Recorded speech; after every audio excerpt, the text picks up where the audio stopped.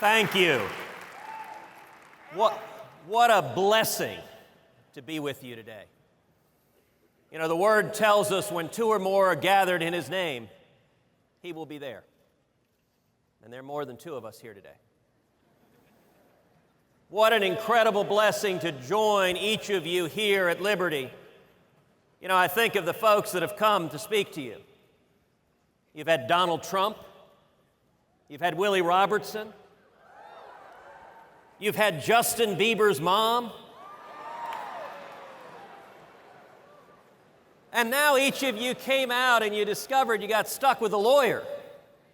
And even worse, a politician.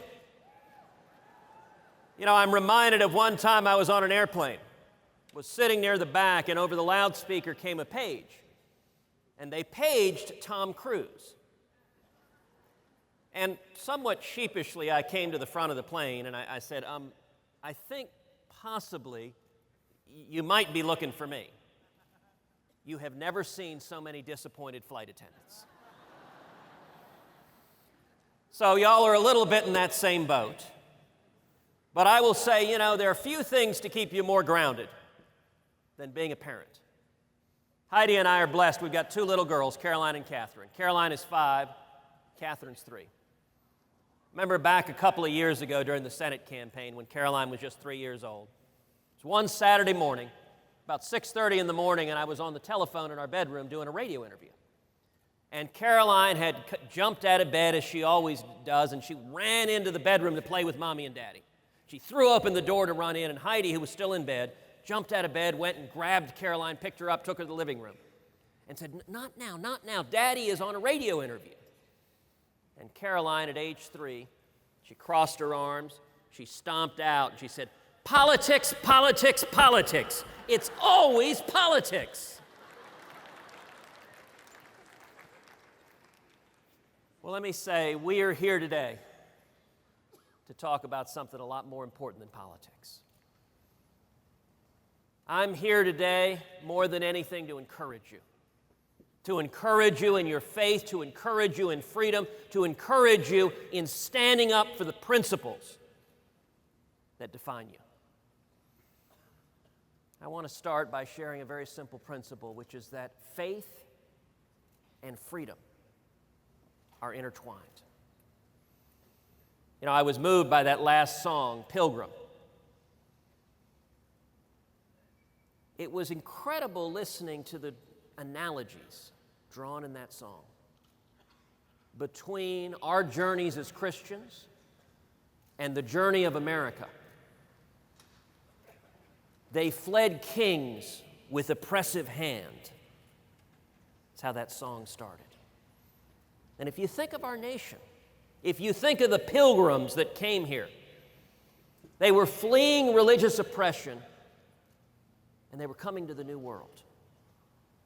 And they fought a bloody revolution, but the more important revolution wasn't fought with guns and bayonets.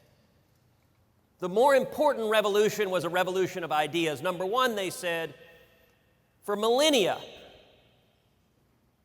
we had been told that our rights are given by kings and queens and monarchs as a matter of grace.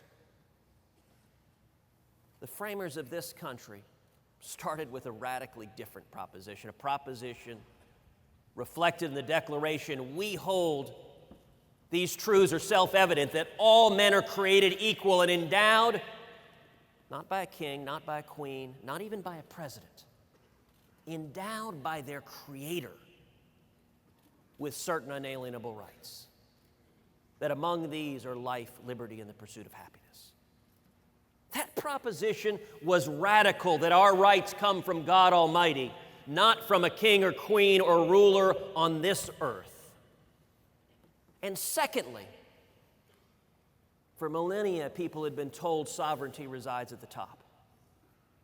What the framers did is they inverted the concept of sovereignty. They said, no, sovereignty begins with we, the people. And they lend some limited authority to government for a short time to carry out the essential duties. But The Constitution serves, as Jefferson put it, as chains to bind the mischief of government. Those were radical propositions. Those were propositions that enabled this to be a land where each and every one of us can seek out God Almighty with all of our heart, soul, and mind, free of the government getting in the way. Now, each of y'all are here at Liberty because you came to be trained as a champion for Christ, to stand for your principles, for your faith, for your values, and you understand the transformational power God's love can have.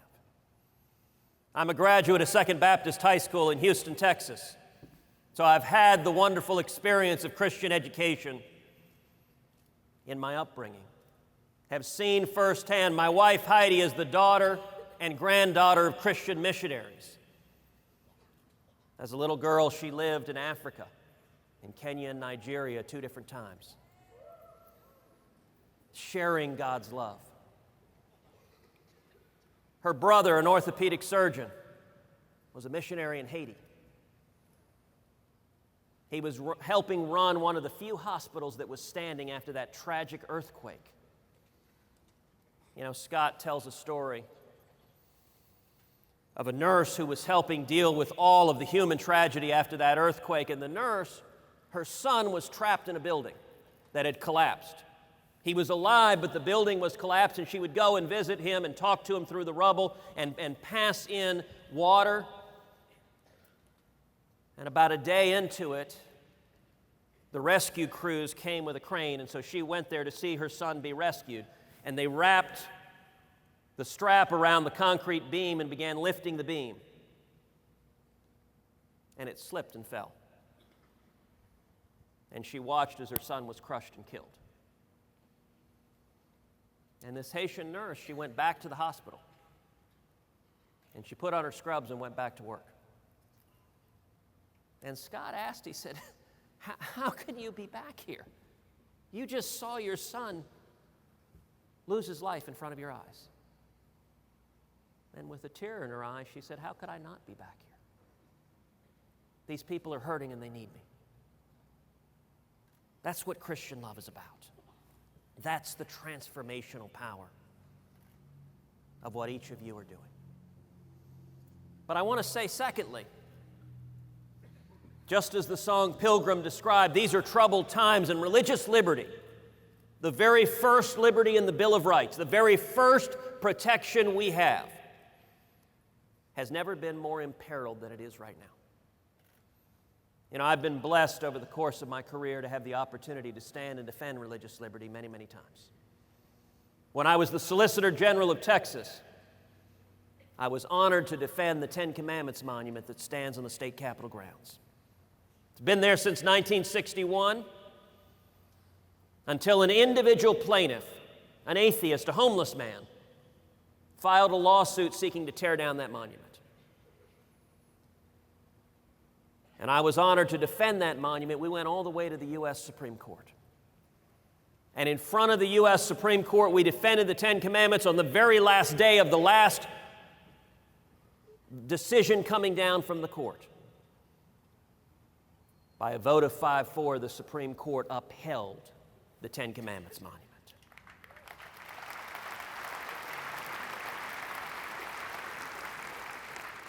Now, I'll tell you a story from the argument as we're sitting at the argument, getting ready for the argument to begin. It's about 9:58, right before the justices ascend the bench. The U.S. Solicitor General, Paul Clement, who was supporting the state of Texas, he leaned over to me and to the Attorney General, Greg Abbott, and he whispered in a loud voice, "We figured out a way that we're going to win this case." So obviously the Attorney General and I were pretty interested to hear what this was, since we had 2 minutes till the argument started. And Paul said in a whisper, "We're going to argue that the Ten Commandments are international law." And it worked. I was also honored to defend the Pledge of Allegiance. The words, "one nation under God," you'll remember in California when another atheist filed a lawsuit seeking to strike down the Pledge of Allegiance. and the federal court ordered the Pledge of Allegiance. Struck down, we went to the U.S. Supreme Court on behalf of all 50 states defending the words, "one nation under God," and we won unanimously.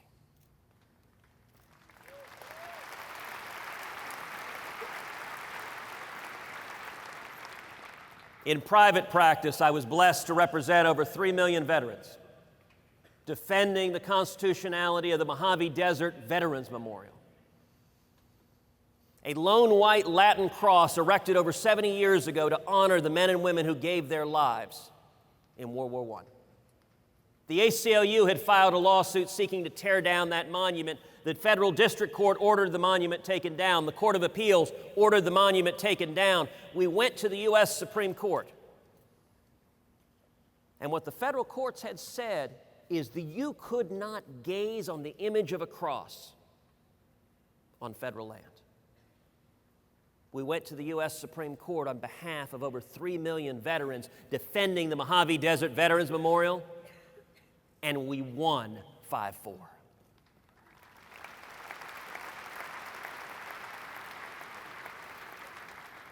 You look at the battles that are going on now.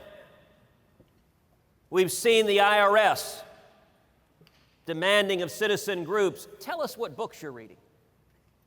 Tell us the content of your prayers. Let me tell you something. The federal government has no business asking any American the content of our prayers.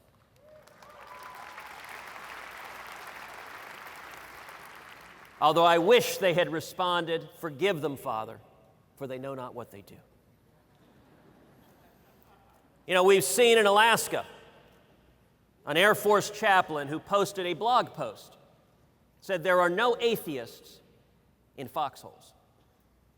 And he was ordered by his superior officers to take that down. I guess because it was deemed insensitive to atheists. You know, I kind of thought that was the job of a chaplain, to be insensitive to atheists, to welcome them into the forgiving arms of a loving God. It's very interesting, that phrase, "there are no atheists in foxholes," comes from a 1954 speech that President Dwight D. Eisenhower gave to the American Legion. And I would note, President Eisenhower had some passing familiarity with the military. In that speech, President Eisenhower described a story of what's known as the 4 immortal chaplains. In World War II, the USS Dorchester was traveling around Greenland when it was hit by 3 torpedoes from a German U-boat, and the Dorchester began to sink. On that ship were 4 chaplains, 2 who were Protestant, 1 who was Catholic, 1 who was Jewish. And they discovered, to their horror, there were not enough life vests for the men aboard the ship. And each of those 4 chaplains took the life vest from around their necks and they handed it to another man aboard that ship. And then the 4 of them stood arm in arm, singing hymns as they went down with the ship. And the origin of that phrase is that when each of them handed the life vest over, they didn't ask the man in front of them, "Are you a Protestant? Are you a Catholic? Are you a Jew?" They simply stepped forward and sacrificed their life to save the life of their brother. That is the history and shared legacy we have. That is the importance of religious liberty. Just last week, the U.S. Supreme Court heard arguments in the Hobby Lobby case, a critical case that goes to the heart of religious freedom.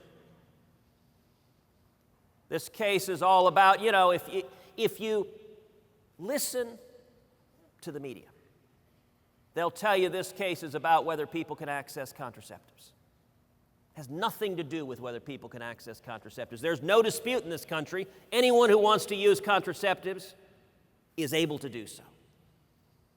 What the Hobby Lobby case is about is whether the federal government can force people to violate their religious beliefs and pay for the contraceptives of others. You want to understand what Hobby Lobby is about? There's another case that illustrates it even more strikingly. It's a case about the Little Sisters of the Poor. Little Sisters of the Poor are a Catholic convent of nuns who've taken a vow of poverty.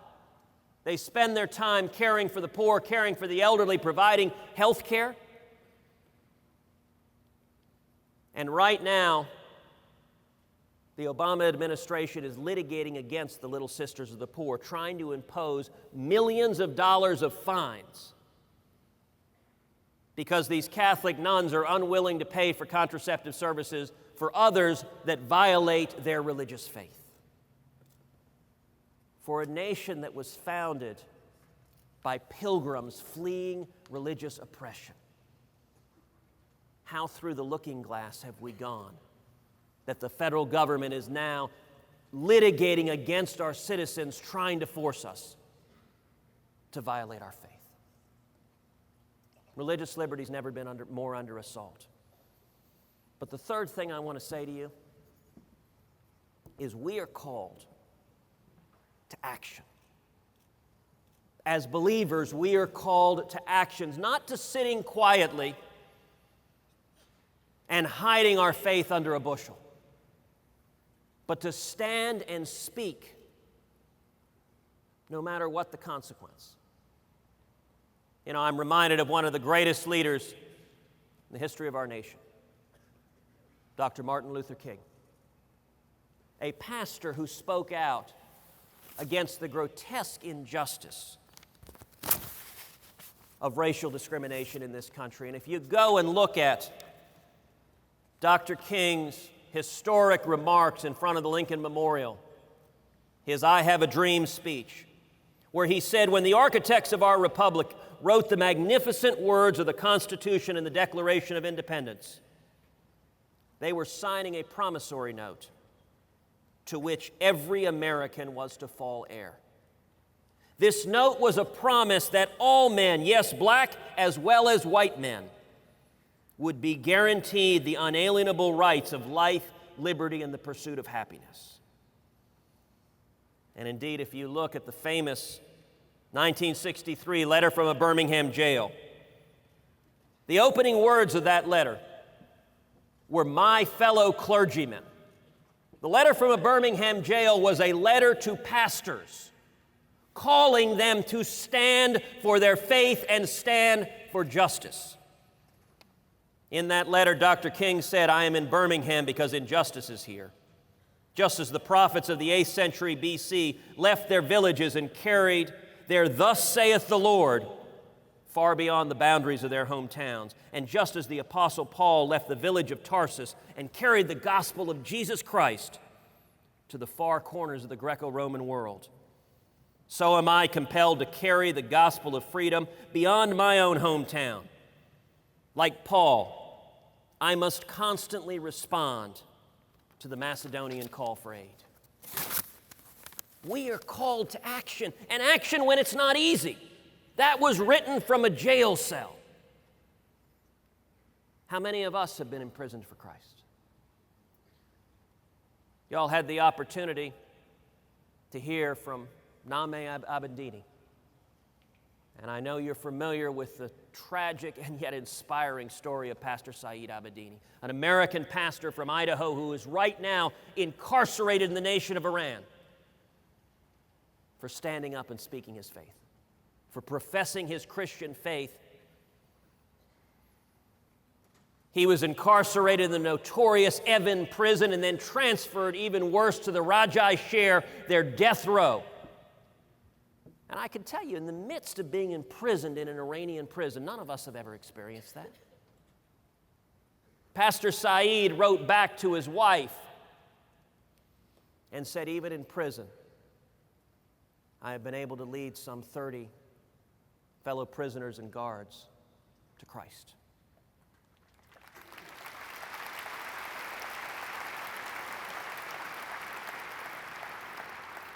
We should all be praying for Pastor Saeed and for his wife and his 2 little kids, and we should be calling on our government to stand up and speak out and say, free an American pastor unjustly imprisoned in Iran. But we are called to action. The Word says we should be watchmen on the wall. We should be salt and light. Light cannot be seen if it is hidden. If it is hidden behind a pulpit, if it is hidden in a dorm room, if it is hidden in your living room, light cannot be seen unless it is in the world. If you value religious freedom, and I know every man and woman here values religious freedom, then we have a call to action. Just a couple of weeks ago, the Jewish holiday of Purim was celebrated. Purim talks about when Haman prepared to kill the Jews, and Queen Esther, herself secretly a Jew, stood up and spoke and acted. She spoke on behalf of the people of Israel, and when she did so, she took her life into her own hands. The most likely outcome based on the ways of the world is that by speaking out, she would be executed.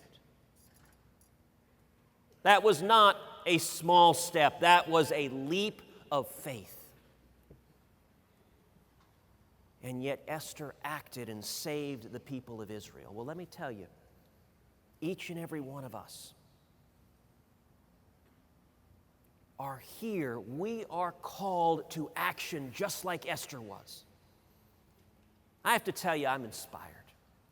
I'm inspired to be here with you. I am inspired to be with believers who are standing up with courage, who are standing up for the principles you believe in. I am so inspired, I may get an eagle tattooed on my chest.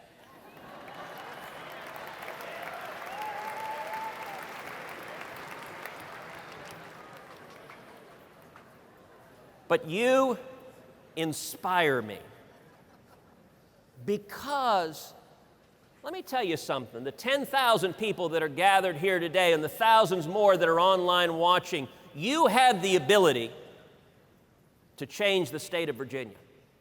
You have the ability to change the United States of America. The 10,000 people here, you have the ability to change the world. I want to encourage each and every one of you to go and speak out. One of the great things about technology, none of you have to wait till you've graduated from school, till you're working. Every one of you can speak out right now. You have the ability, you have the passion, you have the voice, and the great thing is, with social media, you've got tools that you can reach out. If you come up with a message that captures the principles you believe, that captures the principles this country was founded on, that defends the free market principles, the constitutional liberties that have been the foundation of the nation, then you can put that message out. You can put it out on YouTube. You can put it out on Facebook. You can put it out on Twitter. Or as some of my colleagues in the Senate call it, that Tweety thing. You can speak out. And every one of you has the ability to connect with your friends, with your family, with your neighbors in a way that resonates 1,000 times more than some politician from Washington ever can. You have an ability to be a voice, and I'm inspired by your commitment to do so. If you believe in religious liberty, if you believe in standing for your faith, if you believe in the liberties that are protected in our Constitution, then I would encourage and call you to act. And let me tell you, all across this country, people are waking up and standing up. I am encouraged by the movement that is sweeping this nation. I want to close with a story that my father tells many times from the pulpit. Now, I will say, he also kindly welcomed my dad here just a few months ago. It touched his heart to have the opportunity to come and fellowship with you. The story he tells, the story of a tightrope walker who erects a tightrope over a gigantic waterfall, and a crowd gathers round. And the tightrope walker says, how many of you believe I can walk across this tightrope and back? Everyone cheers, and he does. He says, how many of you believe I can walk across this tightrope and back pushing a wheelbarrow? The crowd cheers, and he does. He says, how many of you believe I can walk across this tightrope and back pushing a wheelbarrow with 2 100-pound bags of sand in the wheelbarrow? The crowd cheers, and he does. He says, how many of you believe I can walk across this tightrope and back with a man in the wheelbarrow? The crowd cheers, and he points at a man in the front row and says, get in the wheelbarrow. Now, the point of that story is that believing, whether it comes to salvation or comes to standing for your faith and standing for your principles, isn't sitting back and doing a polite little golf clap. Believing is getting in the wheelbarrow. Believing is putting everything you have, everything you are, standing up with everything you can be and getting in the wheelbarrow.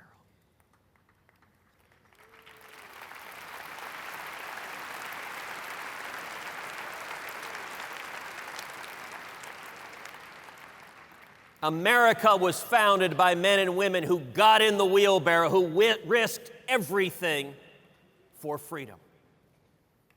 Liberty University is founded and run by men and women who got in the wheelbarrow, who risked everything for their faith and freedom. And each of you are here in your own lives getting in the wheelbarrow. And that is what gives me so much hope for the future of our nation. Thank you, and God bless you.